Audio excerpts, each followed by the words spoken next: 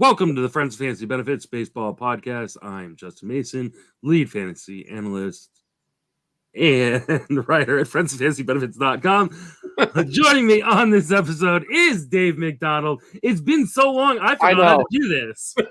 I know we're going to be a little rusty today. I feel like I'd like to say we're back. Are we back, Justin? Because I just found out a little while ago that you were thinking about maybe canceling FWFB. So tell the people what's up. Yeah, I mean, I'll be real honest. I've been doing FWFB for 8 years now. It's it's always been a passion project of mine. It's how I got started in the industry, and it's with all my other responsibilities in the fantasy industry and in life. I work a full-time job, and I've got 2 kids and a wife, and I felt like I was being stretched too thin, and that now might be the time to let things kind of go. But I turned that around, and we're here with a new kind of format. So for those of you who have listened to us in the past, that we tend to like to do. We're usually doing like one episode, maybe sometimes I'm doing other episodes during the week. But they're usually longer episodes, right? And now these are going to be shorter, more condensed episodes, so we can get more content out to you guys kind of closer to a daily basis. So hopefully people like the new format. We'll see what people think. And let us know, please. Yeah. So but we're back. We're here. Hopefully we won't be going anywhere anytime soon. And by the way, do you want to get me or put out a link? Because I'm looking on your Twitter and there's no link coming up. Yep, I'm gonna just for the night owls who are out there who might want to follow along. Yeah, I'll tweet one out here in a second. How are you doing, my friend? I'm doing good, man. I missed you. It's been like what, a month? It's been at least. I feel like maybe even 6 weeks. I don't know. I don't even remember it. I don't remember the last time I did this, but the last time I did a podcast was actually with Sarah Sanchez on her new podcast that she started in the last couple months. I don't know if you've gotten a chance to listen to it yet. I've been on it. Oh, that's right. You were on it. Yeah. That's right. You were on before I was, actually. And it's What the Fab it's called, and it's on the FFSN Fantasy Sports Network. But she does a really good job with it. It was a lot of fun.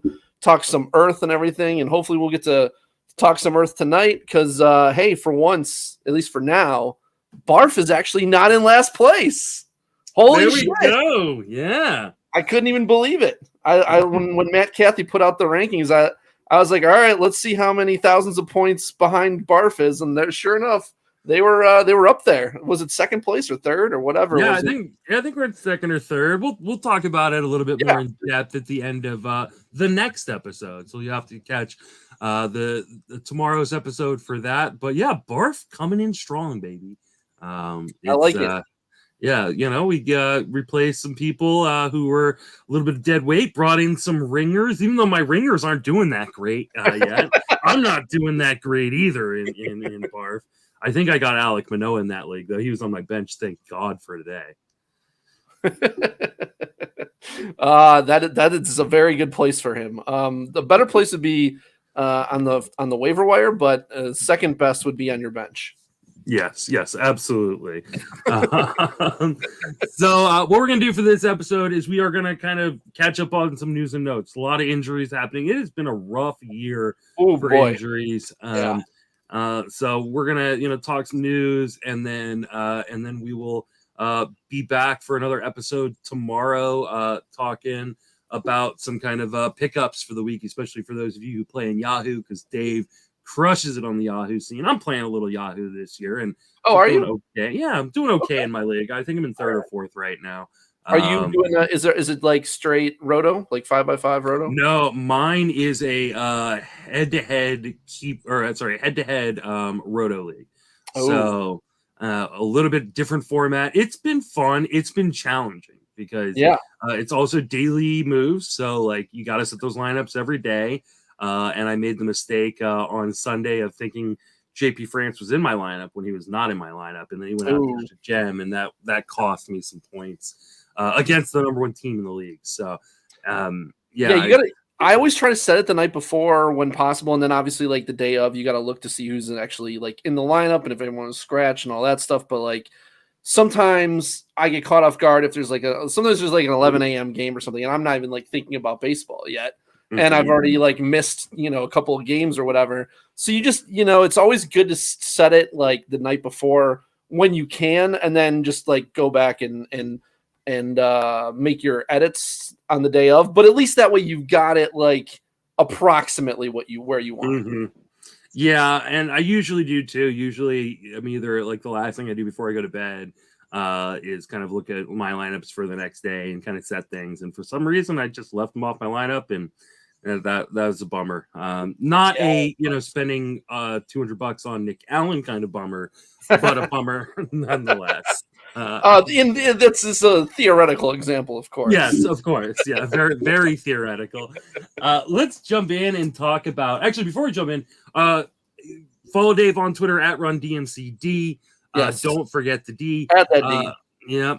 Follow me on Twitter at Justin Mason FWFB. Follow Friends of Fantasy Benefits at Fantasy Benefits. Give us a 5-star review. Really, really helps us out. And maybe we'll do another t-shirt giveaway here shortly. Well, actually, why don't we do that?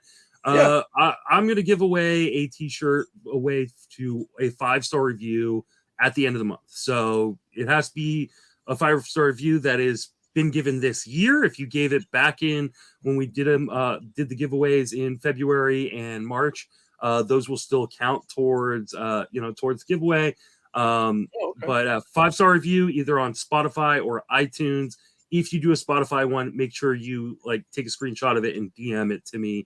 Either justinmasonfantasy@gmail.com or Justin Mason FWFB on Twitter, because they don't tell us who is responsible for those 5-star reviews. So on Spotify.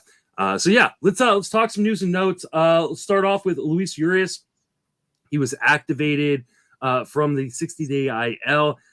Man, I kind of missed this one. I'd been thinking about picking him up in a couple leagues where he had been dropped, and I was looking for a couple quarterbacks in a few leagues on Sunday, and kind of fucking forgot that he was about ready to be activated. And then the news came out today that he was activated. So, what are your thoughts on Luis Urias rest of the way? Yeah, I mean, he was a guy I really liked coming into the year, and for those of you who play, actually any format, I was gonna say Yahoo, but Yahoo especially, because I like those guys who you can have on your. You only have so few bench spots. Mm-hmm. You've got 5 bench spots. So the multi-position eligible players have much more value in Yahoo compared to other leagues where you have 7 bench slots. So you don't need to scrimp as much. But it's a hell of a week for him to come back, because Milwaukee has a 7-game week this week. And by the way, they brought him back today. And they originally said they were going to bring him back on Tuesday, but they brought him back today. So he's going to get all 7 games. And he gets to face Baltimore and Oakland starting pitching. I mean, he gets Gibson, he gets Kramer, Bradish, Medina, Blackburn. I mean, he gets a lot of nice matchups this week. So, it's I don't know if he's gonna. I mean, he wasn't great in his minor league rehab assignment, but I definitely rolled him in some Fantrax leagues for this week, because those multi-eligible, position eligible guys, especially middle infielders right now, I can use some. So I'm hoping, he's got solid power. He should give you a decent average, 250 average with some pop. Might run a little bit, but I'm hoping for a little bit of a spark here. Yeah, I mean, he's a guy that I really liked in draft season as well. I've got him on a bunch of DCs. I was able to throw him back into my lineup today in those leagues. He just gives you that added flexibility that you love, especially for those of you who play in deeper leagues or play in the daily moves leagues, daily lineups leagues, like Yahoo, where you can just bounce a guy around, especially on a day like today where there were so many players with days off. Being able to throw a guy into your lineup is just so valuable. So I think he's a guy, especially if you need that flexibility. I know a lot of us are dealing with injuries. You and I were talking prior to recording. Just all of a sudden my teams are beat up after kind of avoiding a lot of the serious injuries early on in the season. It's nice to have those kind of guys that can play a lot of different spots for you. So definitely. Jose Altuve dealing with an oblique injury. I took him out of my lineup when he was not in the lineup this week. I was just afraid that he might get put on the IL. Sounds like may not be as big of an issue. What are your thoughts on Altuve? Yeah, I mean, they said they're gonna put him back in the lineup on Wednesday. But anytime you see oblique, man, you're automatically thinking like, okay, this could be a month, easily. So I'm cautiously optimistic for him. I only had because I'm a late drafter. And by the way, Altuve was the guy who before he got hurt, he was going to be my targeted number one owned player. Like I hated second base. I loved Altuve, wanted him everywhere. Then he got hurt. I had only drafted him on one draft and hold team that I have. So I did end up keeping him in the lineup this week because my other option was Ahmed Rosario, who also has a knee injury. So he might not even play, and he's much worse than Altuve. So I was like, screw it. If I get even a couple games from Altuve, it's better, probably going to be better than, Rosario. So you just got to keep your fingers crossed. Hopefully they don't bring him back too soon and he doesn't re-injure the oblique more, because the oblique is a very easy to re-injure injury. So, I mean, you hope that whenever he comes back that he's good to go. Yeah. Just one of those things you kind of hold your breath because, like you mentioned, like 4 to 6 weeks is usually what we see when a guy has an oblique injury and goes on the IL. So, it sounds like they've been playing it kind of cautiously with him, and they're just being really, really careful. And hopefully that means he'll be okay because he already missed a large chunk of the season, and he hasn't really given you a ton since coming back. So. We're really kind of hoping that he can kind of deliver, especially my best team right now. I need him. He's a guy like I got for $5 in that Vegas auction, and because I was willing to stash him, and now's the time. Like, let's get it going, Altuve. A surprise move by the Braves. They optioned Michael Soroka, which is kind of a bummer because I wrote him up as a streaming kind of pick this week for Fantasy Pros. On an article that hasn't even come out yet. I think it's going to come out tomorrow morning. Well, you can, you guys don't have to read that one. Yeah, so I may need to go in there and kind of take that paragraph out. Are you holding on to Soroka in leagues where you might have picked him up? No, absolutely not. I'm not a Soroka believer. I mean, this guy missed several years, You're not just going to come back and be good. I honestly have said from the beginning, I don't think he's useful in 2023. I mean, I wish him the best, but I think 2024 is the first time that I kind of give him another look. And even then, I don't know how interested I'll be, but I was actually I wasn't surprised they optioned him. I was surprised they brought him up in the first place. Like, I was just like, I don't know. Like he was looking okay in the minors, but not great. I think they just don't have a lot of options. And now they have Smith Shawver, but he's only like 20 years old. So, and I mean, you can be good at 20. We'll see. I don't know. He's not Jose Fernandez, but we'll see how he does. I think they were just running low on options though. And I don't know that was a good idea to bring him up, because hopefully that doesn't kind of crush his spirit. And he, because I think he was kind of building back up in the minors, like getting that confidence back. And then, he came up here and he just got kind of smoked. But no, I would not hold him at all in any leagues. Yeah, I mean, the thing about Soroka, because Soroka's a guy I've liked a lot in the past because he's such a good ratio stabilizer, right? Like he, good ERA, good whip. He doesn't get a lot of strikeouts, but he volumes until he got hurt, started getting hurt. And like you said, he's just been gone for so long. And the problem is with a guy like that is, in order for him to be valuable for fantasy, you need that volume. Like you need a guy who's actually going to go out there and throw 150 to 180 innings in order for those ratios to really, affect the rest of the stats of your roster. And you're just not going to get that from Soroka. So outside of, a stream situation when we do know he's back up and he's got a good matchup, I'm not super interested in Soroka. So no, I mean, this guy the last time he pitched was 2020. He threw like 14 innings in 2020. So it's just like, you can't treat him as the guy he was before that, because he's simply not. He's a lesser injured, rusty version of that, and he needs to keep building back up. I hope he comes back strong at some point. I just don't think it'll be in 2023. Yeah, he's a guy that if he can finish this year strong, I'll be probably interested for next year, because I think he'll come at a pretty nice price. So Brandon Lau hits the IL with a back issue. This has been a reoccurring thing with Brandon Lau over the course of the last few years. One of the reasons I faded him coming into the year was I didn't know where his back was. Like, there wasn't a lot of information given out. He turned out to be fine to start the year, was really, really good to start the year, and then completely crashed and burned kind of since then, and is now on the IL. Are you holding on to Brandon Lau? It's such a tough question to ask me because, like, I've never been a Brandon Lau guy. I never owned Brandon Lau. I kind of ignore him. He's just not the kind of guy I think helps my teams. Like, he just that low contact rate, high K rate. And granted, he did lower his K rate last year, but he still hit 221. So, like, I don't know. I just don't like him. I don't with back injuries. You never know. You really don't. Like, it could be a day-to-day thing, or he could be out 2 months. It depends on how serious it is. I think if you don't have any decent options available to you, like if you're in a really deep league and it's either him or Takupita Marcano or something like that, I guess I might hold on to him until at least I know more about this back injury. But if you're in a shallower league where you can drop him and pick up like a Luis Urias, someone like of that ilk, I would do it. I wouldn't hold Lau.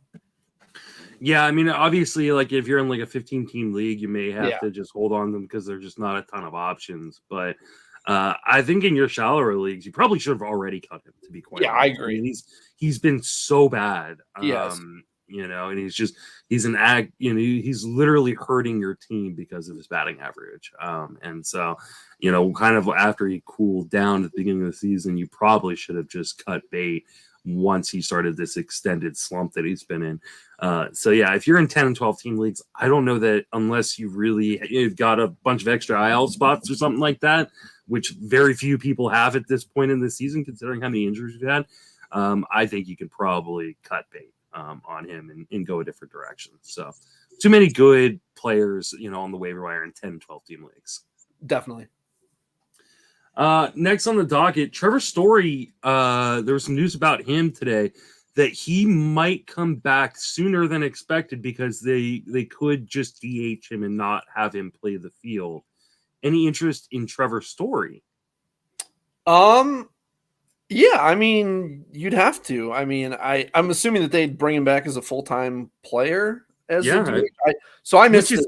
It's interesting because, I mean, I don't know that they want Justin Turner. Like the whole Justin Turner signing initially was, hey, he's not going to play the field a ton. He's going to DH. So what does that do with Justin Turner? Does that mean Justin Turner becomes their first baseman and Tristan Casas loses his job? Because it's not like Casas has been good. Like, there's some interesting parts to this. They've got Story tied into a long-term deal. I think they're going to be very careful with him. So I think even if he does come back, I don't know that he's going to be like an everyday player right away. So no, yeah, like they're not going to. I mean, you can't put Justin Turner in the lineup every day. I mean, this Justin Turner plays half of his games at DH. Like, there's no way they're just going to play him full time in the field. So, I think you're probably getting Story at maybe 70% playing time, something like that at most. I don't know. But I think he's still interesting, especially in deeper leagues. I don't know how interested I am in shallow leagues, but in deeper leagues, yeah, you got to be interested. I mean, this is a guy who, not just has power, but can run a lot. Now, he's probably going to give you a bad average, but we'll have to see what version of him comes back. But, he's going to run, I would assume. And, he's still got that power, and especially plays in Fenway. So, you got to be somewhat interested, but I wouldn't go wild for him. I wouldn't again, don't treat this as prime, 35 homer, 25 steal Trevor Story. You're not getting that. Yeah. I mean, if you look at the Bat X projection for the rest of the season, they've got him as a 9-9 player with a 248 batting average in 50 games. That's good. Very useful. Yeah. It's definitely usable. Is it league winning? No. So if you're picking him up to be a league winner, you might want to go look in a different direction because we honestly don't even know when he's going to be back. What did But what the article that you read when it said he's going to come back I sooner? saw it on Twitter, but I'll look it up. Did it give you like some sort of projected timeline, or did they just vaguely say he'll be back sooner? It was kind of more of a it was from Alex Spear, who I believe writes for the Globe. He's taking batting practice with regular BP speed, not high velocity. Wouldn't rule out early return as a DH option, but no timetable. Okay, so that tells me it's probably. I mean, when was the original timetable? It was always going to be after that was the problem. There wasn't one. There was. I mean, he was legitimately like when I did my projections. After the news about the injury came out, and like I was doing my projections, I literally zeroed out his projection. I wanted nothing to do with him. There was no way he was going to end up on any of my teams, just because I had the only caveat was in Tout Wars where you have unlimited IL spots. Like, okay, well, I can put them on my IL and just hold them there forever. But like, there's just no way you can roster a guy like that in a redraft setting where there was a legitimate shot he wasn't going to play this year. Yeah. So it sounds like from the vagueness of this that at the earliest, and I mean the earliest, it would be like after the All-Star break still. So you're probably looking at August, maybe September, something like that. I just don't feel like it's that relevant at this point. Yeah, I mean, he's not even with the team at this point. Like, he's still in Florida rehabbing. So, like, there's talk that maybe next week he could rejoin the team and start traveling with them and kind of figure out what the next steps of the rehab are. But, I mean, my guess is at earliest we're looking at early July. And then at that point, do they just wait until after the All-Star break? Yeah, I would say so. So, because you got to assume he's at least going to go out on a 2 to 3 week rehab assignment. So, I would say so. All right. Next guy on the docket, Andrew Abbott called up. I mean, it feels like there is a never-ending flow of high prospect arms coming up this year. Every week, someone is spending $300 on players. I don't know where all this money is coming from. I don't know if NFBC is just like, hey, there's inflation in the real world, so we're just going to print money in Fab for everybody, because it just feels like every week people are spending $200 to $300 on players. Where are you at on Andrew Abbott? Is he a guy that you're going to be really interested in come Fab time? Well, I don't. For those of you familiar with me, I don't have the money to be that interested in him, so it's not really much of an option for me. I can throw maybe $60 at him here or there, but that ain't gonna get it done. But the thing is with these guys, like these young pitchers who come up, some of them are going to be really good right away, but a lot of them aren't. If you're talking about spending a large portion of your budget, you got to be like this year has convinced me that with the new rules surrounding players being able to come up earlier with less penalties to the teams, like you can see how many guys are coming up early.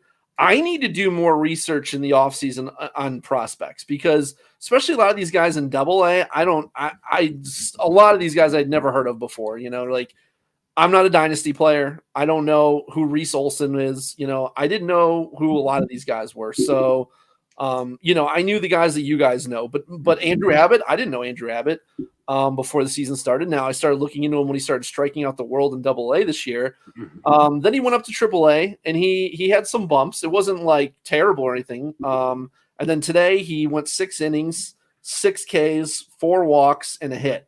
I'm interested, but you have to be careful because those walks, and I think he has a penchant for giving up home runs, and he pitches in Great American Small Park. So those are, he's going to have some blow-ups, I feel like, here and there, because when you put together a high walk rate with a high home run rate in the best home run park in baseball, you just got to be careful. I think he's a guy that you're streaming right now. I don't think he's a guy you're just throwing in there as a stud against anybody, and I think you need to keep that in mind when you're bidding on him.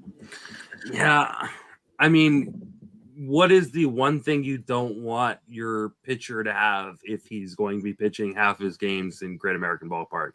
And that's a homer problem. And he's a guy who's, prospect guys have said like does not have great command, really good curveball, can get strikeouts. But this sounds like a recipe for really bad blow-ups. And we know he's going to go for a ton of money because he came out and dominated the Brewers. But you know what the Brewers are? They are the worst team in baseball against left-handed pitching. Yeah. And it's not even close. Like there is a gap between the 29th team and the Milwaukee Brewers in terms of being able to hit left-handed pitching this year. So I'm not putting a ton of stock into it. I, like you, do not have $300 to spend on him, but I would not be even if that was the case. I mean, if he comes back and has a second good start later this week, I can't remember who Cincinnati is playing later in the week, but doesn't matter. It could be Oakland. He has a good start, and his price is just going to be obscene.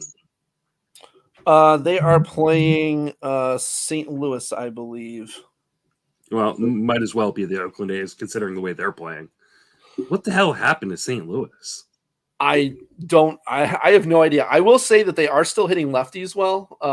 They're Paul Goldschmidt is still there. Nolan Arenado's still there. It's a dangerous matchup for Abbott. I'm not going to lie, but I still would have rolled him as a two-step because your options probably weren't great otherwise. And he did get the Brewers, who, like you said, are very, very bad versus lefties.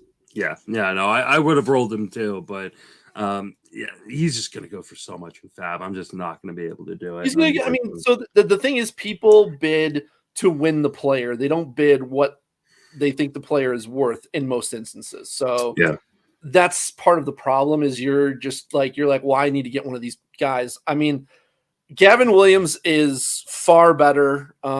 He's going to be by far the best starter to come up the rest of the year. The problem is I have no idea when that's going to be. It'll probably be whenever Shane Bieber gets traded.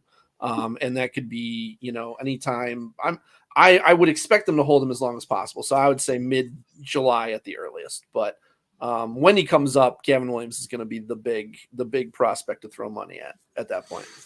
Yeah, the problem was, will anybody have money left? Yeah, well, maybe $30 is when nobody else has any money, $30 is the king, When everybody's got $50 left, $30 is going to take that down. So, yep. Man, I don't know. I think there are times in which you don't care about like the money you throw in order to get a guy, but that's when a guy can like single-handedly impact a category. That's huge for you. So, and a guy that you can leave in your lineup every week. Tanner Bybee, I felt that way about. Bobby Miller's looking like that. This week, Liam Hendricks, in leagues where Liam Hendricks wasn't drafted, like you can like literally win a category. By you're not at all worried about him though? I mean, I am, but like, he's potentially a top 5 closer that you get off the wire. I don't know, man. I can't see him being a top 5 closer at this point. I'm it's so cool that he's come back. And it's a great story. We'll see. I'm unsure too about what, and like this is why like I didn't draft him. I wasn't picking him up early in leagues where where he was available and you could pick him up. Yeah. But I'll ask you the question right now. Do you think another top 5 potential or top 10 potential closer is even going to come into the pool at this point? I don't see it happening. It could. I honestly don't know. It's a crapshoot with closers. At any point, one guy could go down, another guy could come up. Could it happen? Yeah, it definitely could. I don't know if it will. It's top 5 is awfully hard to project. I don't see Hendricks as a top 5 closer this year at any point. But if he is, would you be surprised? I would be. Yeah, that's what I'm saying. Oh, okay. I wouldn't be surprised. I mean, he's been it before and recently. Well, yeah, but he's not that guy. Like he's coming off of, he just had chemo a couple of weeks ago. Like there's no way. We've seen John Lester have chemo, come back and John be Lester top, wasn't top dominant. Like he was dominant after coming back. He absolutely was dominant. Right, right away. Yeah, I don't remember that. Yeah, right away. Like I mean, okay, all right, we'll see. We'll see.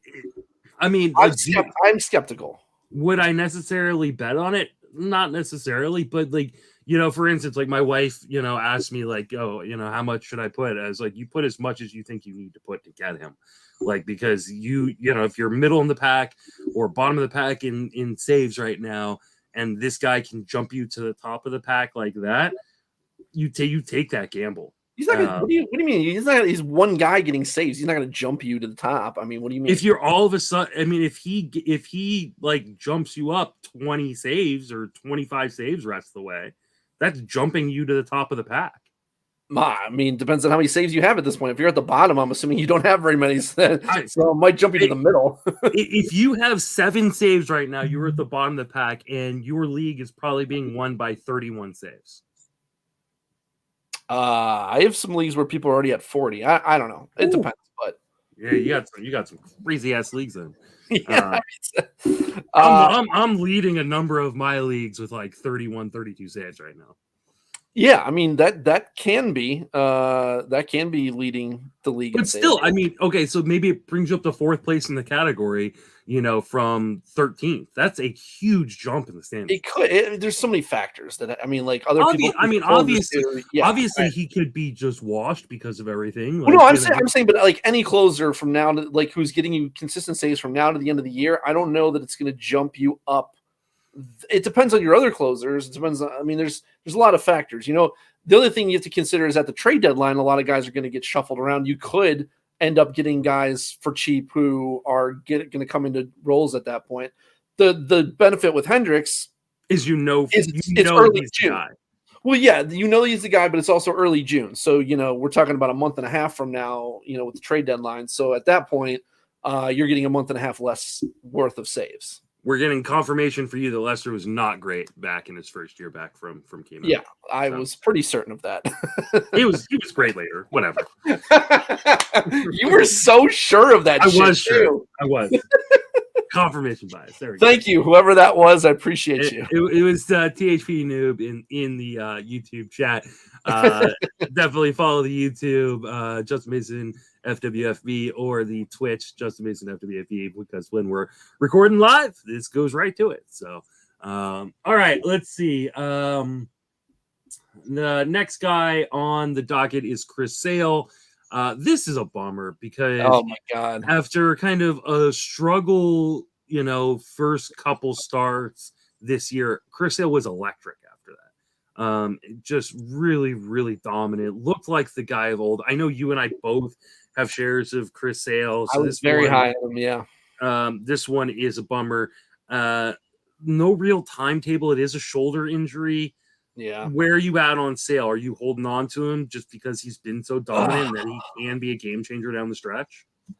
Yeah, this sucks because I was so high on him because everybody who was off of him, people who are lazy when they evaluate injuries are just like, well, he's had a bunch of injuries. I'm like, yes, but he had a lot of non-arm injuries. Like he had Tommy John years ago. He got over that. He was healthy. And then he had a bunch of 2 fluke injuries after that. And it's like, fell off a bike and these are not things like there's no reason to think that he wasn't going to be at full strength this year. I expected him to come in rusty as he was at first, but then eventually dominate. And that's exactly what he was doing.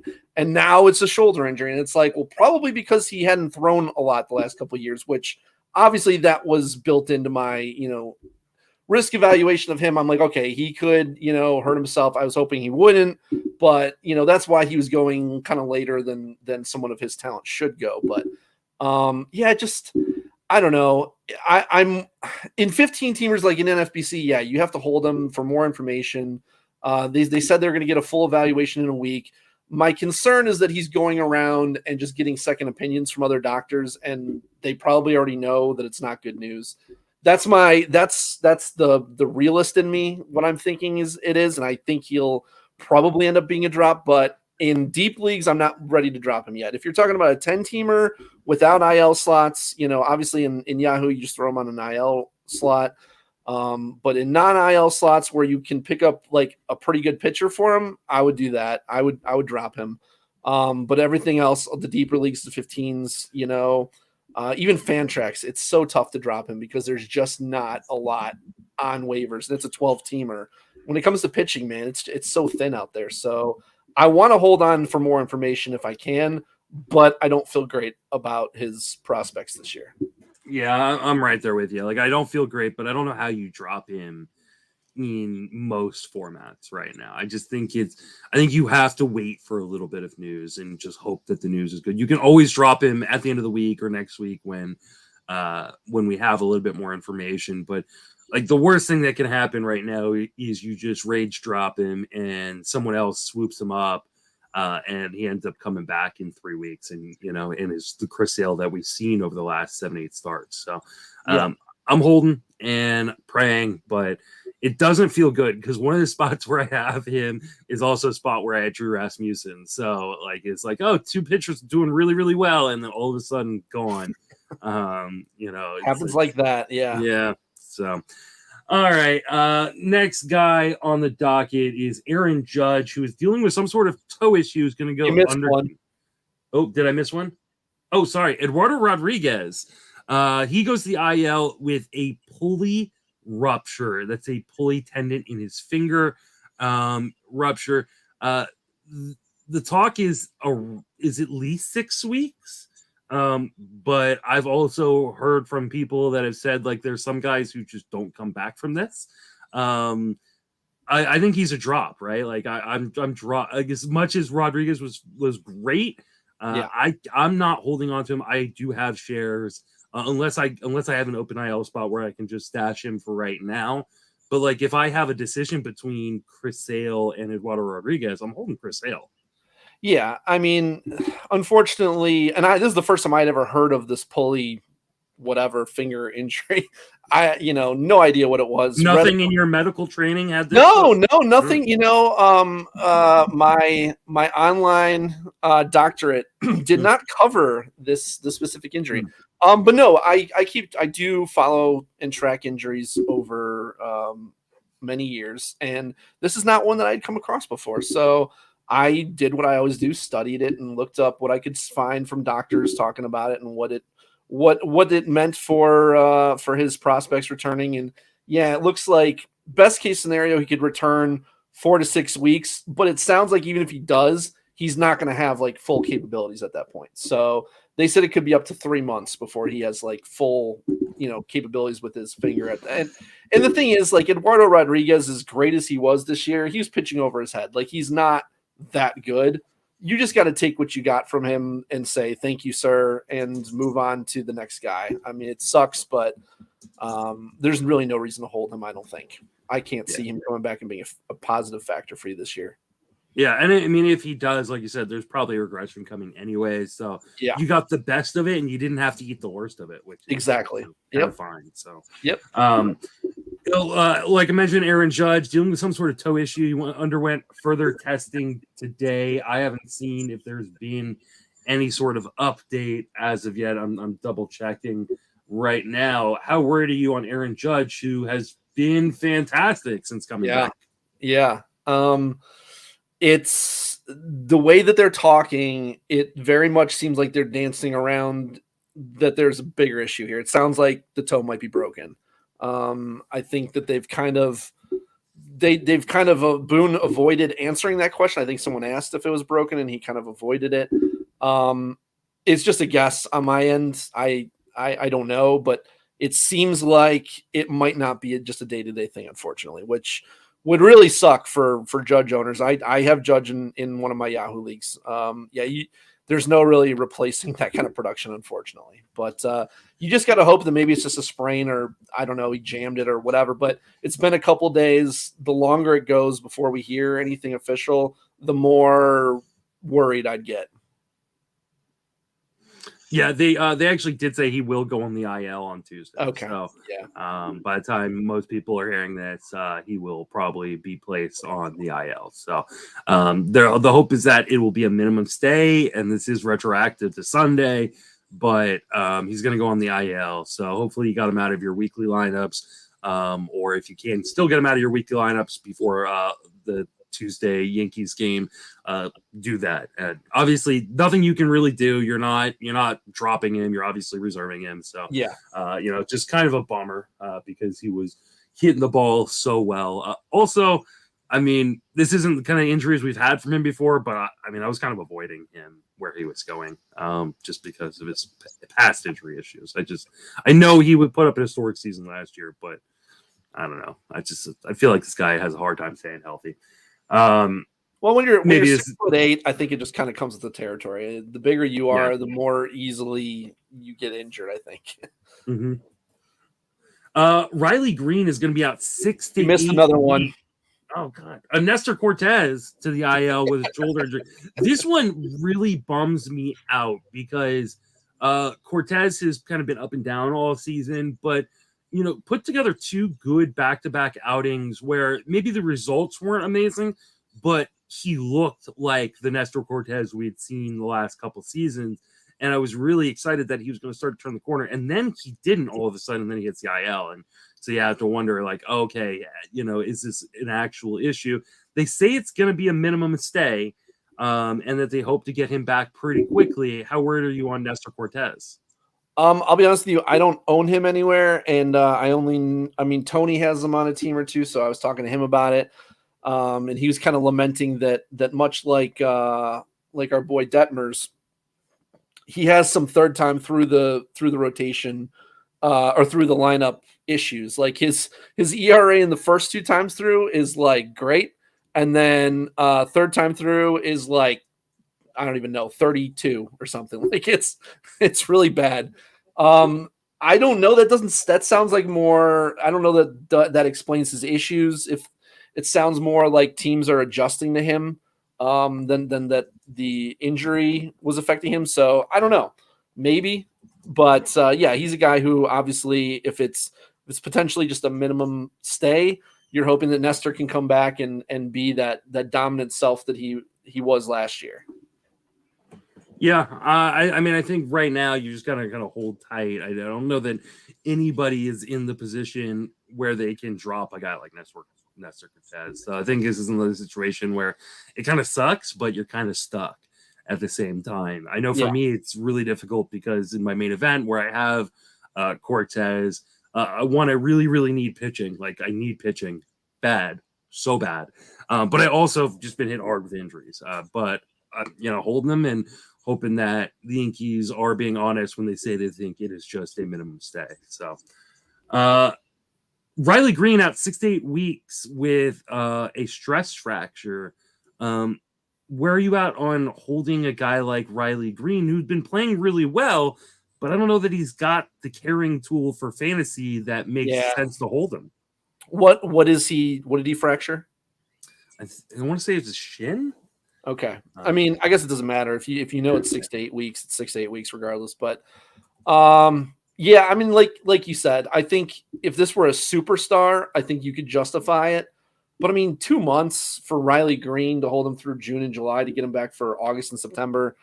I mean, he's literally out for half the season from here on out, pretty much. So I don't know. I don't think he's really, unless you're in like a really, really, really deep league where there's absolutely nothing to pick up on the waivers. I feel like you can find guys. And outfield is particularly easy.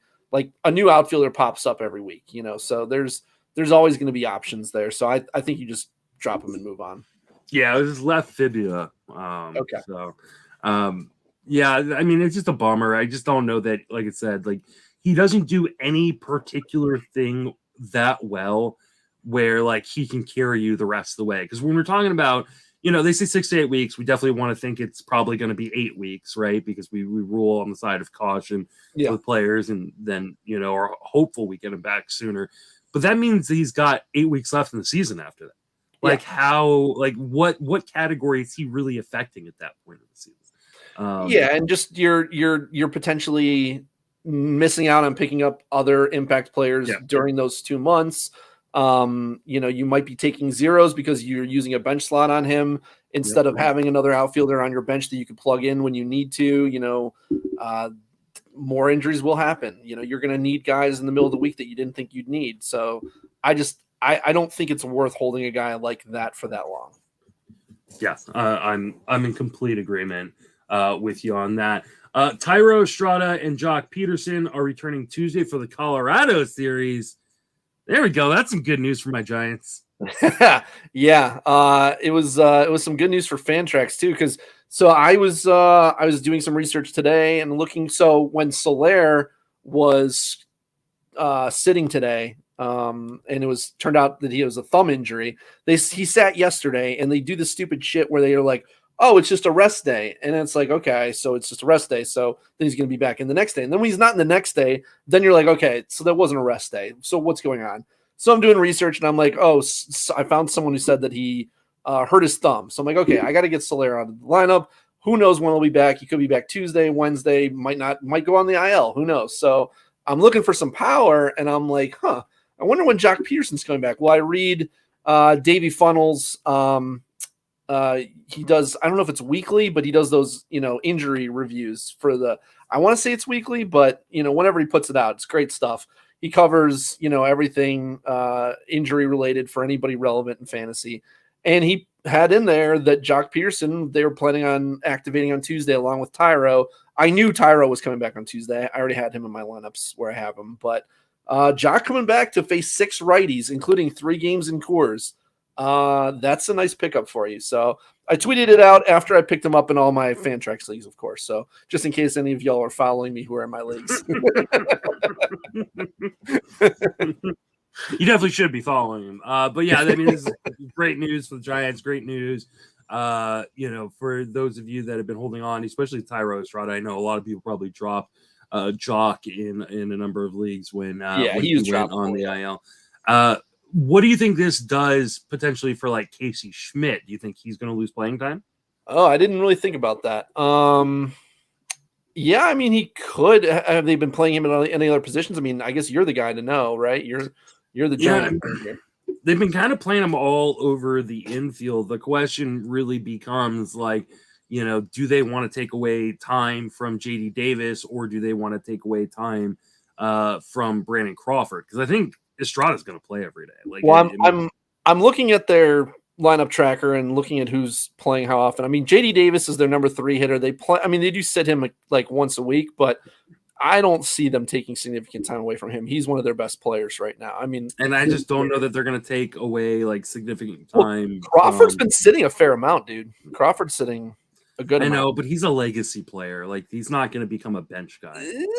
I think that I think that's where the playing time is going to come from, though. I mean, I'm not saying he's going to completely take it over, but I think he becomes a super utility guy. He could. I mean, when you see guys playing a bunch of different positions, that typically tells me that they want him to be a super utility. But I mean, I think that shortstop's probably where he's going to get the most run. But I mean, JD Davis will play DH occasionally, and then but not nearly as much when you've got a healthy Haniger, a healthy Conforto, and now a healthy Jock Peterson. So I think I think Schmidt, if he's gonna stay up, he's going to need to play everywhere.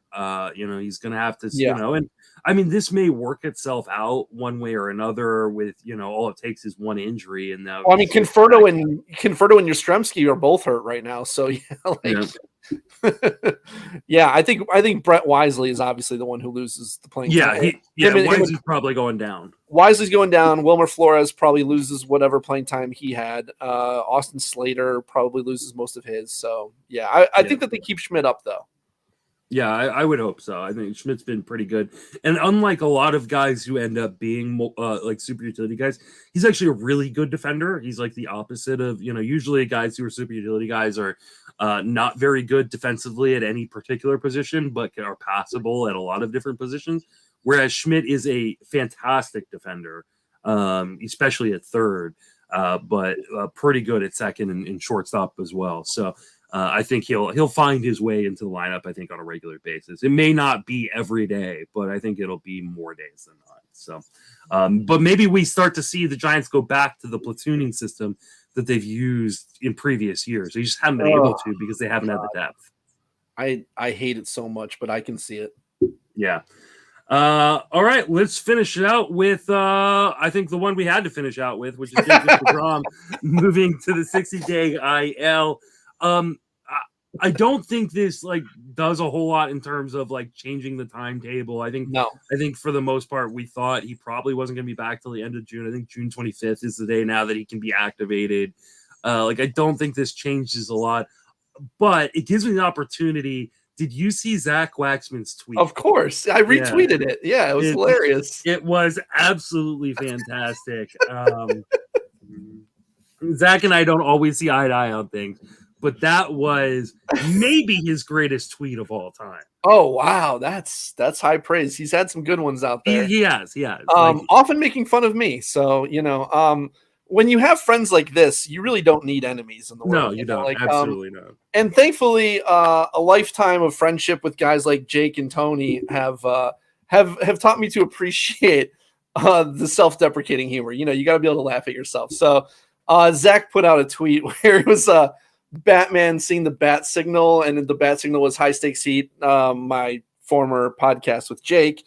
And it had the Jacob deGrom move to 60-day IL as like the reason for the bat signal. So it was pretty funny because if you know me, obviously I've been pretty low on deGrom because I don't think he's healthy since he hurt himself several years ago. And I think he's needed Tommy John surgery, and he put it off because he wanted to get his free agent contract, and he did. I mean, somehow he passed the physical, he signed with them, but there's no way that a guy who doctors said like he needs surgery, like he's not healthy, and then like that doesn't just go away. Like you're not just okay. You can't just go out and throw 100 miles an hour every game and be fine. It just doesn't work that way. So you take what you get from deGrom. If he comes back this year, I mean, I know he's supposed to come back at the end of June. I don't think he stays healthy. Like I think he goes back on the IL again at some point, but you just got to play him whenever he's there because he's the best pitcher on the planet when he is healthy. But I just don't think you're going to get much of that this year. Yeah, I'm right there with you. I mean, I had the exact same concerns.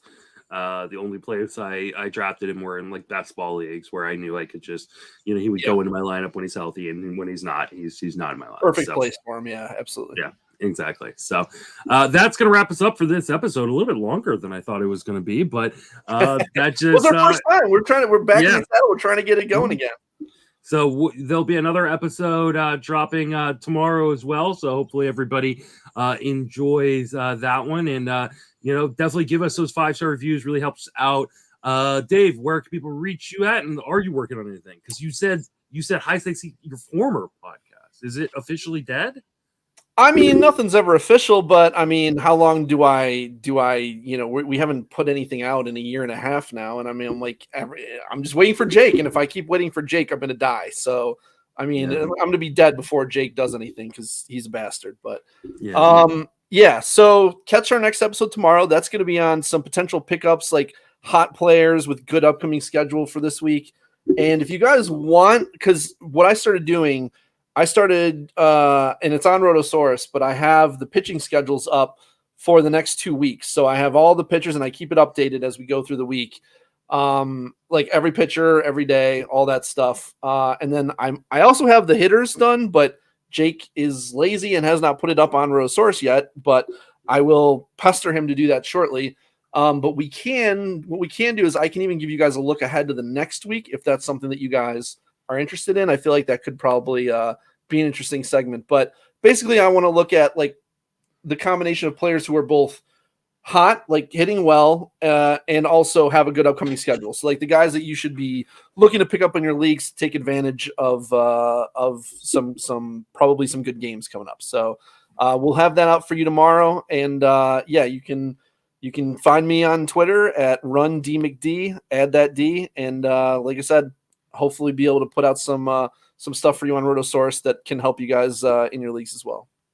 All right. You can reach me on Twitter at Mason FWFB. Email me the show, friendsoffantasybenefits@gmail.com. I am writing daily Fangraphs 3 times a week at Fantasy Pros. I'm on the Sleeper and the Bus podcast. Just dropped an episode with Draft Sheet. If you don't like his Twitter, you might actually still like the podcast because definitely a different guy on a podcast than he is on Twitter. But they're all different in real life than they are on Twitter, man. I'm exactly the same. The keyboard warriors, though, man. Those people, when you meet them in person, they're like, oh, okay, I'm not going to be a dick in person, people talk shit, but they when in person they're not like that usually. It was a very fun episode. We discussed players who have been really, really ice cold over the last 30 days and what we should do with them. So definitely go check that out. But more importantly, check out the rest of these Friends with Fantasy Benefits episodes. Going to be getting hopefully a lot of content here over the next few months. For Dave and myself, thank you for listening. Have a fantastic baseball season.